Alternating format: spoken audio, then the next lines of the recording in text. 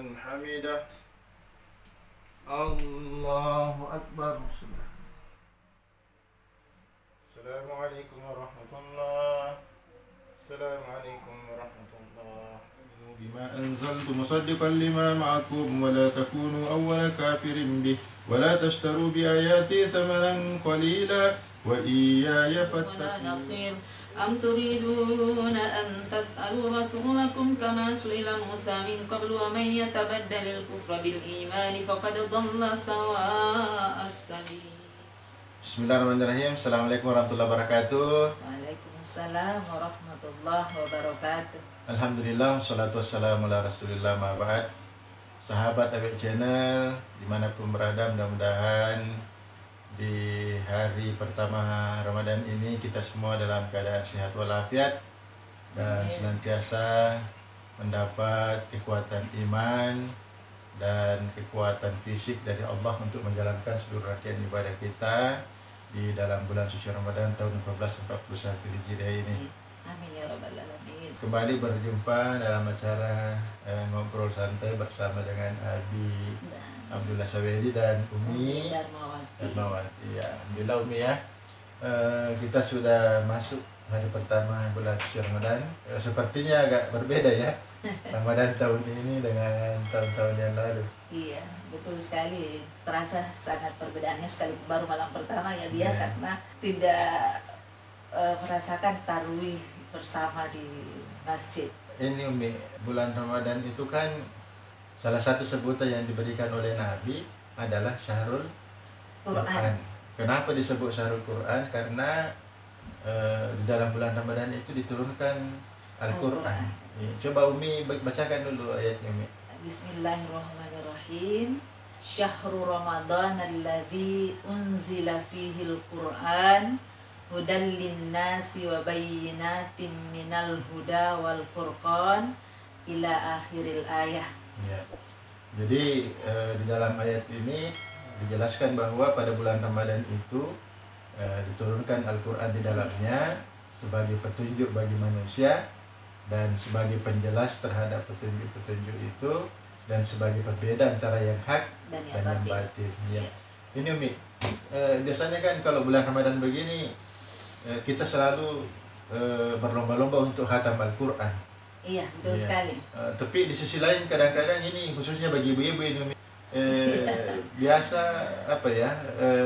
sering terkendala untuk khatam Quran karena ada pekerjaan-pekerjaan yang lain. Iya, banyak kesibukan. Tapi saya lihat Umi biasanya di bulan Ramadan Abi selalu kalah. Umi biasa khatam sampai 2 kali, Abi cuma sekali. 2 sampai 3 kali, alhamdulillah. Itu karena bisa-bisanya kita mengatur atau manage waktu di. Barangkali bisa kasih tips untuk ibu-ibu sahabat Awet Channel bagaimana Umi mengatur waktu, karena alhamdulillah Abi merasa ternyata bacaan Qurannya jalan, tapi Abi dan anak-anak juga merasa alhamdulillah terus dengan baik, sahurnya, buka puasanya alhamdulillah, pekerjaan kantornya juga tetap jalan, alhamdulillah. Tetap jalan juga pekerjaan kantor. Bagi-bagi tips dong kepada pemirsa Awet Channel dulu. Baik Abi, sebetulnya khatam Quran itu di setiap bulan suci Ramadan itu sangat tergantung, atau yang pertama sekali yang harus dilakukan oleh kita adalah memperbaiki niat. Niat dulu yang paling awal. Oh, niat ya? Iya, niat. Iya. Jadi kalau ada niat kita untuk menghatamkan Al-Quran, insya Allah pasti bisa. Pasti ada jalan. Ya, pasti ada jalan. Jadi kita harus komitmen dulu dari awal. Kita harus komitmen dulu dari awal, entah itu kepada diri kita sendiri atau kepada keluarga kita, bahwa kita harus menghatamkan Al-Quran paling tidak sekali dalam sebulan Ramadan. Iya, dalam bulan Ramadan ini. Jadi memang pertama yang harus dibangun niat itu. Niat yang paling pertama sekali yang harus dibangun adalah niat. Berkomitmen dari awal bahwa saya harus menghatamkan Al-Quran ini, bagaimanapun caranya. Apalagi ibu-ibu Abi kan ada waktunya tidak puasa, ya. Ada waktunya ibadah. Jadi terus selain dari niat Umi? Selain dari niat, yang kedua itu adalah waktu, memanage waktu. Iya, memanage waktu. Ini juga penting. Jadi tidak kalah pentingnya dengan niat itu memanage waktu. kita harus melihat mana waktu yang paling tepat buat kita bisa memanfaatkan semaksimal mungkin. Jadi kalau Umi sih biasanya yang dilakukan adalah setiap sesudah sholat tarawih, kan kalau antara maghrib dengan isya masih sibuk di dapur, masih sibuk ya. Jadi nanti pas setelah selesai sholat tarawih ya, mulai dari malam pertama itu mulai deh baca Quran di situ.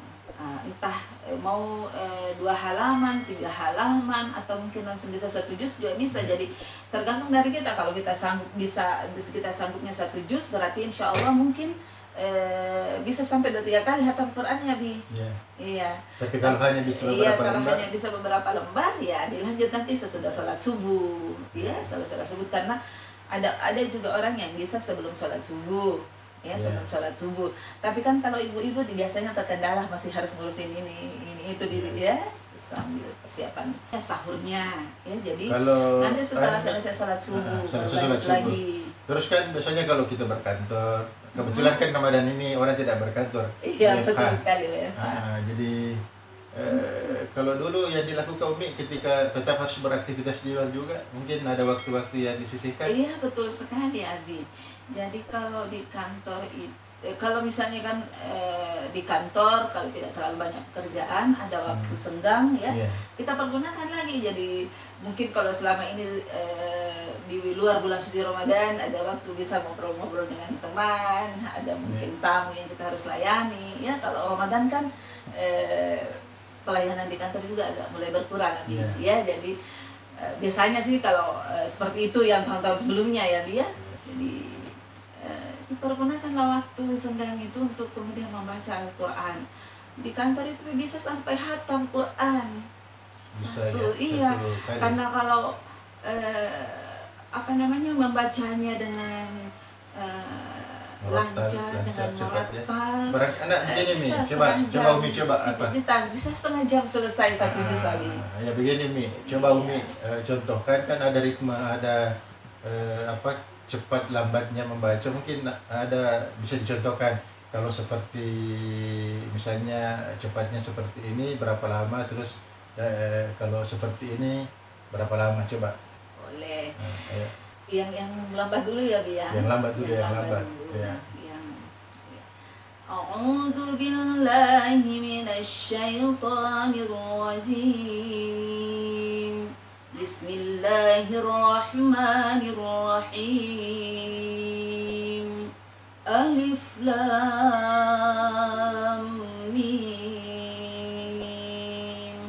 Dzalikal kitabu la raiba fihi hudan lil muttaqin alladzina yu'minuna bil ghaibi wa yuqimuna as-salata wa mimma razaqnahum yunfiqun